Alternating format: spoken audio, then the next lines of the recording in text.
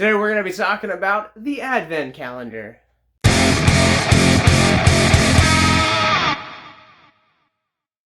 What's going on? 'Tis the season. Welcome to Victims and Villains. If you guys are new to our content, we are a nonprofit that creates content like what you're watching right now, simply to educate and engage individuals like yourselves on mental health awareness and suicide prevention through pop culture. Now, my name is Captain Nostalgia. I have the privilege of being a writer, a podcaster, and many other hats here with Victims and Villains. If you guys would like to learn more about what we do, our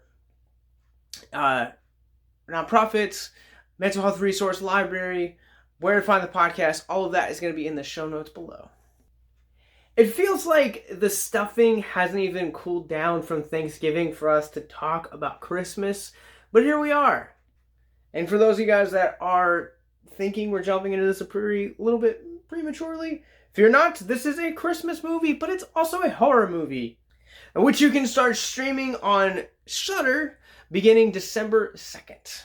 I'm talking, of course, about the Advent calendar, or as it's known in its native country, the calendar.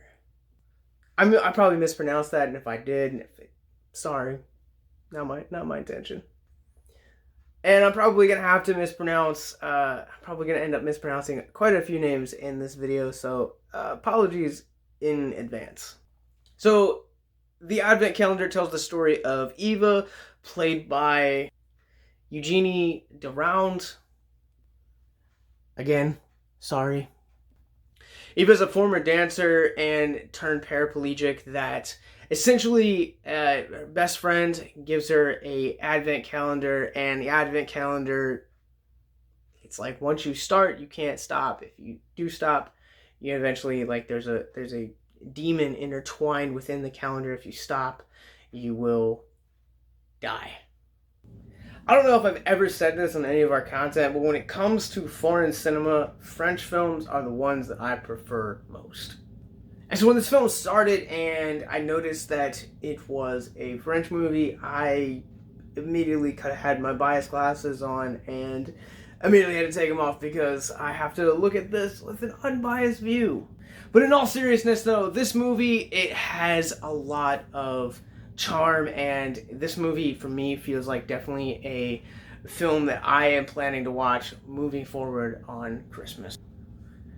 But let's just jump in and just talk about the lead actress, Derouand. I'm sorry if I mispronounced that. Derouand. Eva.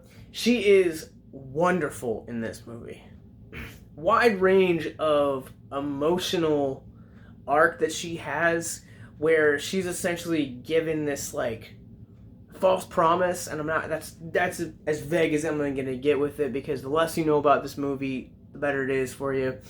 But basically, she's been given this kind of false promise, and she just spends the entirety chasing said false promise. And she has a lot of charm about her. She has just a lot of vulnerability about her, but also she really commands the screen in every single scene that she's in. We spend the majority with her character, given that her character lives alone.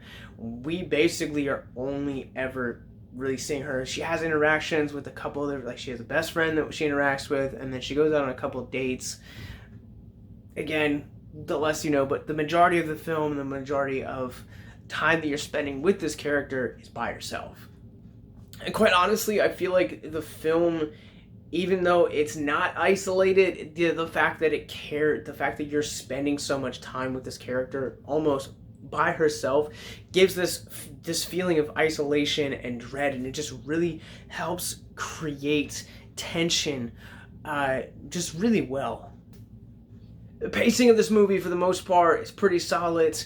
You're going literally scene by scene by scene, day by day. So you're experiencing the Advent calendar as a viewer with Eva, and it's really interesting the way that they take this, because for the most part of it, she gets it on December 3rd, and so she's trying to play catch up for the first 3 days, and then it takes its time for the first few days, and then once it kind of hits this like stride of like 11, 12 around that day, the film starts to like really pick up, and it feels kind of awkwardly paced in that way. But there's enough happening, and there's enough dialogue and exposition and horror that you kind of overlook it. And one of the things that I really love most about this film is it is a Christmas movie, but it doesn't feel like a Christmas movie. That's probably the thing that I like about this movie most. And I will also say that, like, I'm not the biggest person when it comes to Christmas movies. Like, I have the ones that I love to watch, like Elf, Christmas Vacation, and stuff like that that are cornerstone, like Black Christmas and Red Snow, as you'll be seeing later on next month. But for the most part, like those movies feel heavily so fixated on the holidays, whereas this one just happens to take place at Christmas, and yes, it has Christmas themes, but it never feels like a Christmas movie. This movie also feels like a throwback to like 70s cinema, the way that there is a lot of terrorizing things that happen. It has a great psychological component to it, but it's very minimal on its blood. And perhaps that's one of the things that I really admire most about this film, is that it's so gruesome, but you never actually see it visually. It's all psychological. And again, coming back to the isolation element of this movie, this movie is very psychologically driven, and having a capable actress at the center of it really helps make this film just really great. On top of that, this film has a really vibrancy about it.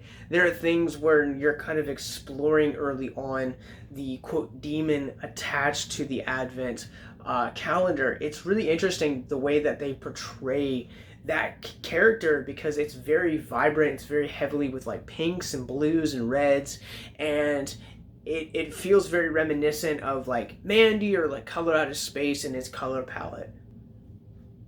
I have to say, I highly recommend this movie. This movie comes out, like I said, on Shudder beginning December 2nd. And I'm just going to go ahead and fire this through our Rorschach rating scale. This is easily a solid 4 out of 5. I absolutely loved this movie. It's fantastic from start to finish. It pulls you in, and it messes with you the entirety of it. And again, great lead actress, great a little bit of awkward pacing, but great horror, and just great psychological torment throughout the course. With that said, let's head into our mental health moment. If you guys are new to our content, mental health moment is where we take a theme of mental health and we look at it through the lens of the movie that we're covering. Early on in the movie, we get to follow Eva a few days after she gets the calendar, and we get to see the work environment that she does. As I previously mentioned, her character is a former ballerina until an accident basically makes her a paraplegic. Now she sells insurance. And from someone that has previously interned at an insurance firm, insurance is a cutthroat, high stakes kind of thing. It's very overwhelming, to put it bluntly. But for Eva in particular, not only is she concerned with the overwhelming nature of insurance, but on top of that, she's also having to undergo workplace bullying. Very toxic workplace that she lives in. And that's kind of what I want to focus on for the next couple of moments, is just to look, no job, no matter how good the pay is worth your mental health. It's not worth your soul. I look back at the career that I've had outside of doing what you're watching right now, and in order to pay the bills, like, I've had to take some things that are very compromising to my mental health.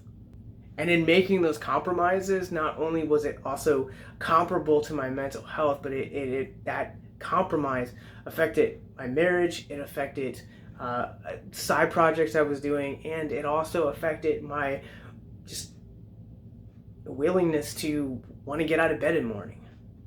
Cultivated things like depression and anxiety and just apathy.